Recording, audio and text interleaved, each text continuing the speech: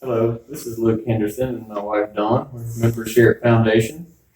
And we're doing a recording in conjunction with a series of devotionals that our church is putting out during the COVID-19 crisis.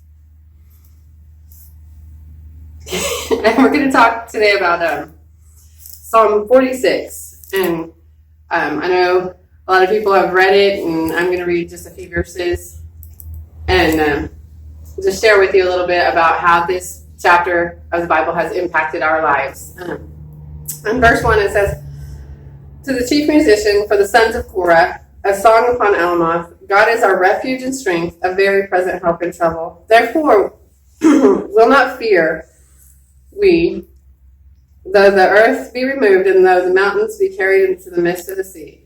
Though the waters thereof roar and be troubled, though the mountains shake and swell thereof. There is a river, the streams whereof shall make glad the city of God, the holy place of the tabernacles of the Most High. God is in the midst of her. She shall not be moved. God shall help her, and that right early." This chapter has meant a lot to me over the past few months. You know, we kind of disappeared for a while and headed off to Texas, and that was really hard for me because I didn't know anybody there. I didn't do anything there. I just knew my kids and my husband, and that was it. And, well, to be honest with you, my husband and I weren't really great friends at that point in time. And so I had to lean on God for pretty much everything. And in February, I don't know, a lot of you know because you were praying, but in February we lost our fourth baby. And that was really hard. And when God said, trust me through this, I had to really, truly lean on Him and let Him be the help that I needed in that time in my life. So I think as we look at this passage, we see a lot of real impressive imagery that comes out.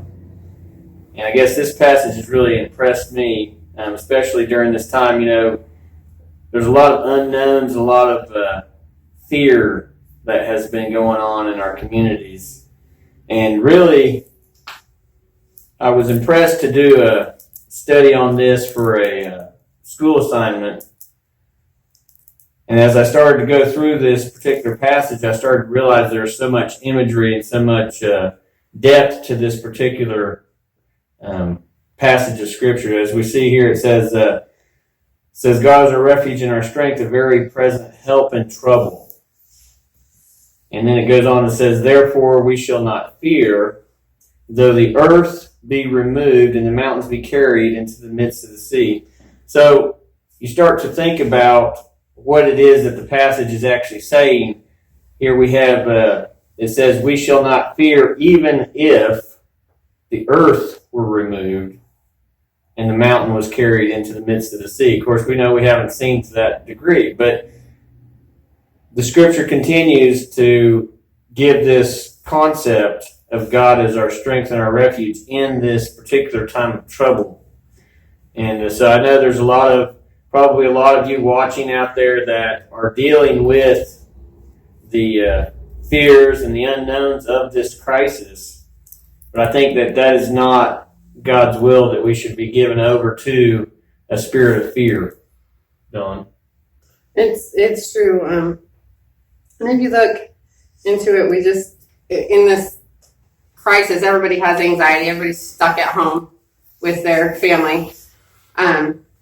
And that can be stressful, especially if you have small children. But God is there in the midst of it. I'm going to go just through this last half of this passage real quick and just give you some impressions that I've had here. We stopped in verse 5, so I'm going to read verse 6 through 11. The heathen raged, the kingdoms were moved, and he uttered his voice, and the earth melted. The Lord of hosts is with us. The God of Jacob is our refuge. Selah. Come, behold the works of the Lord, what desolations he has made in the earth. He makes wars to cease unto the ends of the earth, and he breaks the bow and cuts the spear in sunder. He burns the chariots with fire. Be still and know that I am God. I will be exalted among the heathen. I will be exalted in the earth. The Lord of hosts is with us. The God of Jacob is our refuge. So as I'm contemplating this passage, we look at, here it says here in verse 6, the heathen raged. And I want to bring some significance to what we're reading. Because if we're just reading, I think we miss kind of the point. So if we look at this in the imagery that it's portraying, the heathen raged. And the earth melted under God's voice. So if you think about God speaking and there being a reverberating earthquake that goes through the valleys, this is the type of voice that God is giving. So you have the Lord of hosts is with us, and the God of Jacob is our refuge. And here we have where God is talking about He's the God of history. It's not just a God of the past or the present. He's the God of history. He's a God that is. So He is ever present. He is in our past. He's in our present. He's in our future.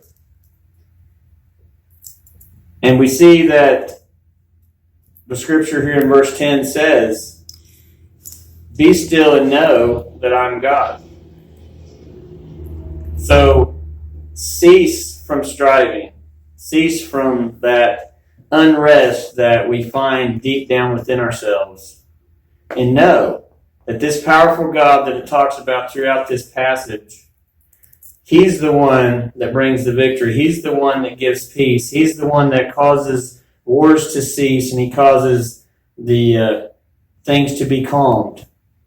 And He says, "I will be exalted among the heathen, and I'll be exalted in the earth."